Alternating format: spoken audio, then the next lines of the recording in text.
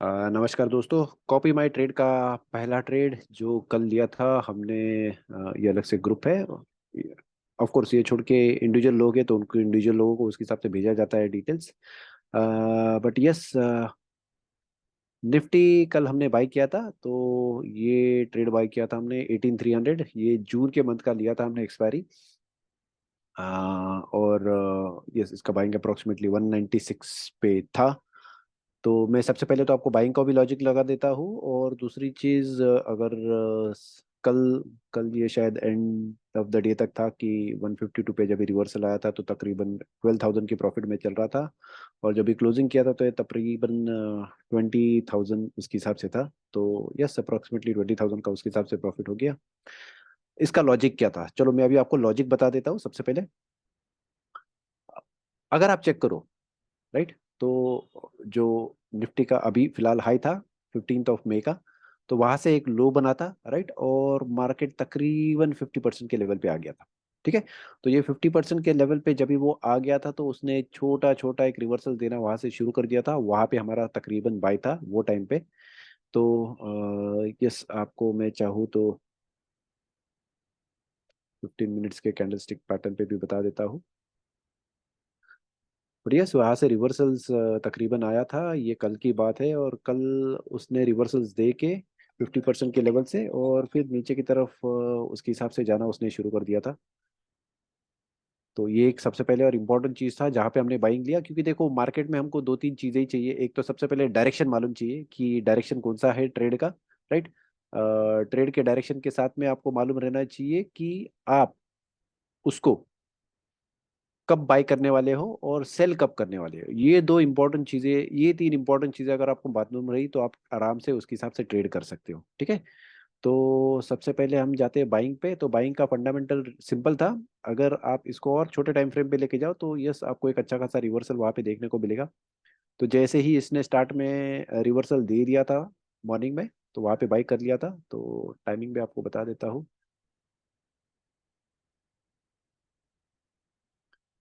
ये सुबह था 9:26 के पहले उसके हिसाब से बाइंग हो गया था। तो यस, मॉर्निंग में तभी बाई कर लिया था। तो ये मॉर्निंग में जैसे ही पहले कैंडल बना था तो उसने छोटा एक रिवर्सल देना शुरू कर दिया था। ऊपर गया था और दूसरा एक उसने डबल टॉप बना के रखा था ऑलमोस्ट, और वहां से नीचे जाना शुरू कर दिया था। तो ये बेसिक रीजन था बाई करने का। उसके हिसाब से नीचे आया, मार्केट ने ऑलमोस्ट 50% के रिवर्सल पे भी एक छोटा रिवर्सल यहाँ पे दे दिया था। अगर ये हाई आप चेक करो तो यस, ये एक हाई था। नहीं, ये कभी का था 15, ये 15-16 का है, सॉरी।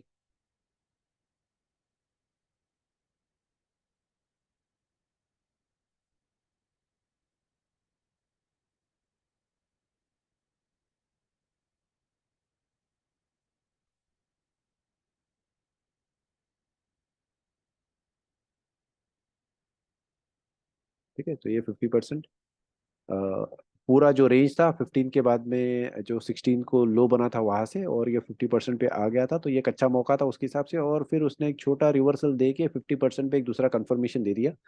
तो ये एक एडिशनल कंफर्मेशन हो गया कि मार्केट अभी नीचे के साइड में उसके हिसाब से डायरेक्शन में जाएगा। तो ये कंफर्मेशन, ऑफ कोर्स, अभी वो ट्रेडिंग का आदत हो गया था इसलिए फिर रिस्क लेके उसके हिसाब से ट्रेड करते थोड़े थोड़े इसमें। तो जरूरी नहीं कि आप भी उसके हिसाब से उसमें ट्रेड करो। बट यस, इंपॉर्टेंट है कि आपको ट्रेड पता रहो कि ट्रेड का कंफर्मेशन कैसा है, सिग्नल कैसा है। ठीक है। तो ये सबसे पहला पार्ट हो गया था। अभी उसका सेलिंग, राइट। अभी सेलिंग के लिए फिर से मैं आपको बता देता हूँ हमने क्या स्ट्रेटेजी उसके हिसाब से इस्तेमाल किया था, राइट। ये भी वैसे ही था मॉर्निंग के टाइम पे, अगर मैं आपको यहाँ पे बता दूं। ठीक है। तो ये मॉर्निंग में नीचे गया था, उसके बाद में फिर स्टॉप लॉस लगा दिया था, राइट। तो यस, अभी मैं आपको इसकी स्ट्रैटेजी बता देता हूँ क्या है क्या नहीं। मैंने सेलिंग क्यों किया था बेसिकली। तो अगर आप चेक करते हो सबसे पहले तो देखो डाउ जोन्स, राइट। मैं एक काम करता हूँ, डेली में आ जाता हूँ ताकि एटलीस्ट आपको डिटेल्स अच्छी तरह से पता चले। देखिए, अंडरस्टैंडिंग इंपॉर्टेंट है मार्केट की। आपको कहाँ पे रिस्क लेना है और कहाँ पे रिस्क नहीं लेना है, ये सबसे जरूरी बात होती है। अगर आपको पता चल गया यहाँ पे रिस्क लेना है और यहाँ पे रिस्क नहीं लेना है तो आपका काम करना आसान हो जाएगा। अब ये जरूरी नहीं कि आपको हर बार उसके हिसाब से पता चले। कि कैसे काम करना है, साइकोलॉजी या फिर एनालिसिस भी उसके हिसाब से होना चाहिए। अगर एनालिसिस आप उसके हिसाब से करते हो तो यस, शायद आपको चीज़ें उसके हिसाब से पता चलेगी, नहीं तो फिर थोड़ा समझना मुश्किल हो जाता है। अ, ये था। ओके, हमको डाउ जोन्स पे जाना है ना, तो ठीक है। डाउ जोन्स में कल अगर आप चेक करो तो 10, साढ़े 10, 11 बजे तक अप्रोक्सीमेटली एक डाउनसाइड का मूवमेंट था, राइट। और डाउ जोन्स में जो मूवमेंट आया वो बाद में के टाइम पे आया, ठीक है। यानी उसने सपोर्ट तो ले लिया था उसके हिसाब से, सपोर्ट कहाँ पे लिया था मैं आपको उसके हिसाब से बता देता हूँ। बट यस, उसने एक अच्छा खासा सपोर्ट लेके फिर वो अपसाइड में मूवमेंट करना शुरू कर दिया था। ये आ गया डाउ जोन्स। तो एनालिसिस बहुत जरूरी है, आपको पता रहना चाहिए कि मार्केट में से आपको सपोर्ट कहाँ मिलेगा और रिवर्सल्स आपको उसके हिसाब से कहाँ पे मिल सकता है। तो ये दोनों चीजें अगर आप एनालाइज कर सको तो आपको काम करना थोड़ा आसान हो जाएगा। आप उस तरह से ट्रेड ले सकते हो, सबसे इम्पोर्टेंट और बेसिक चीज। तो ये चीज भी समझना इम्पोर्टेंट है, राइट। क्यों? क्योंकि आप ट्रेडिंग करना चाहते हो। देखिए, एक पहला दिन था जब भी मार्केट नीचे जाना चाहता था बट पुश किया मार्केट ने, राइट। दूसरे दिन भी वही हुआ, मार्केट ने नीचे पुश किया, राइट। अभी कल के दिन भी, राइट, डाउ जोन्स ने, एक मिनट, हाँ ये यहाँ की बात है, ठीक है। तो देखिए अपसाइड में गया, मूवमेंट नीचे के साइड में दिया उसने, राइट। नीचे गया था, अच्छा, उसने एक बुलिश कैंडल बनाया, राइट।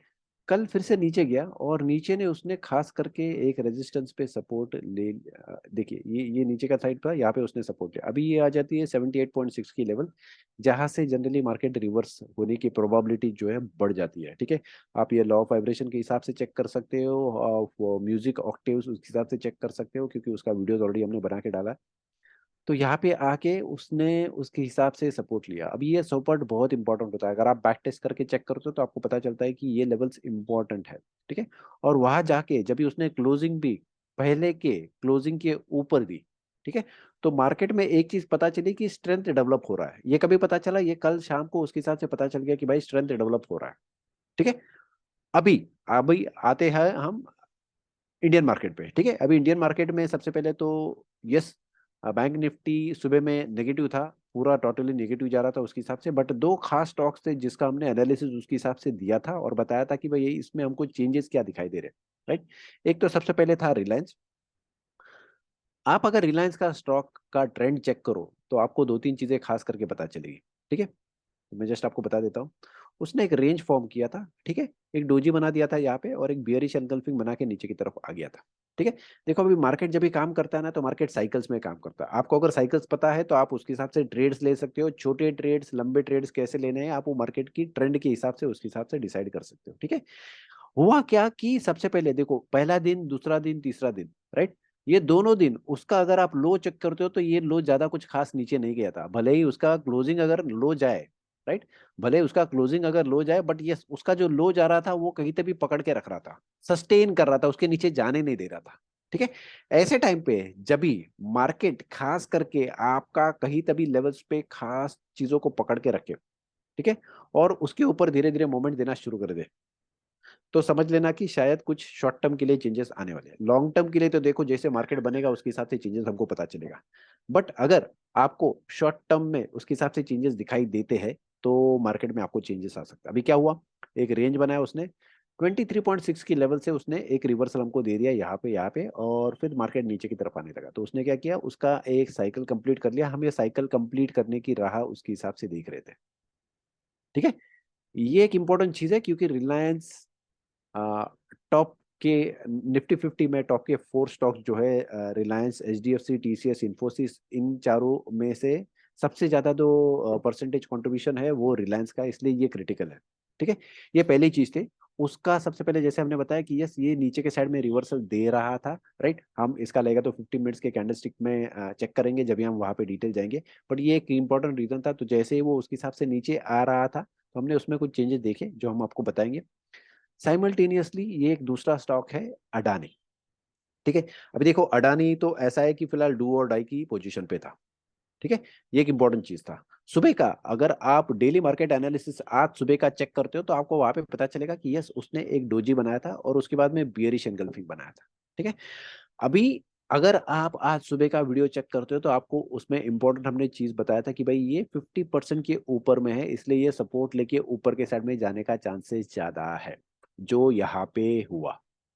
ठीक है, हमने स्पेशली ये बताया था कि भाई डोजी उसने बनाया है, अगर ये डोजी या फिर बियरिश एनगल्फिंग 50% के लेवल नीचे बनाता था तो शायद नीचे जाने के चांसेस ज्यादा होते थे, बट इसने जो सिग्नल दिए हैं वो 50% के लेवल के ऊपर दिए हैं। ठीक है, तो इसलिए इसका अपसाइड का मूवमेंट जो था वहां से स्ट्रांग हो सकता था, जो हमने उसके हिसाब से जज किया था। ठीक है, इसलिए देखो, एक सबसे पहले तो था कि डाउ जोन्स पॉजिटिव चल रहा था। ठीक है, उसी हिसाब से हमने रिलायंस की साइकिल चेक की तो रिलायंस की भी साइकिल ऑलमोस्ट क्लोजिंग स्टेज पे थी। रिलायंस की भी साइकिल ऑलमोस्ट क्लोजिंग स्टेज पे थी। और अडानी भी जो ट्रेंड उसने बताया था और स्पेशली उसने जो पैटर्न्स बनाए थे उसके हिसाब से 50% की लेवल वो तोड़ नहीं सकता था, और वहां से मोस्टली उसको ऊपर जाने की जल्दी थी। ठीक है, ये एनालिसिस करके हमने सोचा कि नहीं भाई, आज का जो दिन रहेगा स्पेशली, यस, अगर नीचे के साइड में जाता है तो उसको ट्रेल करो, नीचे के साइड में जाता है तो ट्रेल करो, और अगर उसके नीचे नहीं जाता है, उसके नीचे नहीं जाता है तो भाई स्टॉप लॉस टेल करके उसको क्लोज करना है। ठीक है, ये बहुत इंपॉर्टेंट है। देखो, सबसे पहले तो आप समझ लीजिए, मार्केट में अगर आपको काम करना है तो बहुत बहुत फोकस्ड वे से काम करना पड़ेगा, आपको एक स्ट्रैटेजी बना लेनी पड़ेगी और उसके हिसाब से ही आपको काम करना पड़ेगा। आप short term trend, long term trend कभी करो, आपको उसके हिसाब से मालूम रहना चाहिए, बेहद जरूरी है। इसलिए हमने खास करके कॉपी माई ट्रेड ये शुरू किया है। क्यों? क्योंकि हमको लगता है कि बहुत सारे लोगों को कॉपी माई ट्रेड में डिटेल्स पता रहनी चाहिए, क्या करते हैं, कैसे कैसे नहीं। तो ये कॉपी माई ट्रेड का यस आइडिया वहां से ही आया है कि आप हम जैसे ट्रेड करो उसके हिसाब से आप भी ट्रेड कर सकते हो, और आपको पता रहेगा कि ट्रेड क्या है क्या नहीं। ठीक है, दूसरी चीज, बहुत सारे लोग बोलते रहते हैं स्पेशली कि भाई आप लाइव मार्केट के डिटेल्स नहीं बताते हो, तो भाई ये लाइव मार्केट का डिटेल्स है जो हमने ग्रुप में स्पेशली डाला है। देखिए, अब ये सबके लिए उसके हिसाब से नहीं हो सकता है। ठीक है, क्यों? क्योंकि जिसको इंटरेस्ट है उसके लिए हम खास करके बता सकते हैं, उनको ट्रेनिंग गाइडेंस दे सकते हैं। ऑफ कोर्स कुछ क्राइटेरिया है, टर्म्स एंड कंडीशन है उसके लिए, तो ये समझना भी आपको जरूरी है। आप अगर ये चीजें समझ सकते हो तो यस, काम करना आसान हो जाता है। तो अलग अलग पैरामीटर्स रहते हैं, आपको जज करना है, प्रोबेबिलिटी चेक करना है कि मार्केट में क्या मूवमेंट्स आएगा। ठीक है, तो लेट्स से अभी अगर मैं फॉर एग्जांपल जाता हूँ रिलायंस में, ठीक है, दोनों तीनों चीजें उसके हिसाब से चेक कर लेते हैं। सबसे पहले let's say Baba Nifty check करता हूँ। ठीक है, तो अगर मैं निफ्टी में चेक करता हूँ और मैं उसकी 15 मिनट्स की या फिर उसके बड़े लेवल्स पे अगर मैं जाऊँ, और खास में उसके साथ में मैं RSI MACD भी चेक करूँ, देखो क्योंकि क्या है, हम है ट्रेडर्स। ठीक है, हम कोई लॉन्ग टर्म इन्वेस्टर नहीं है कि उसके हिसाब से बाकी का चीजें ना देखें। ठीक है, ऑफ कोर्स कंफर्मेशन के लिए ये चीजें उसके हिसाब से चेक करनी है और बतानी है हमको कि ये इसमें मार्केट में इस तरह से काम करती है या नहीं, या फिर मुझे अगर उसमें रिवर्सल्स कुछ पता चलती है तो मेरे लिए उसमें काम करना आसान हो जाएगा। ठीक है, तो यस, कुछ चीजें मैं जस्ट आपको बता दूं उसमें।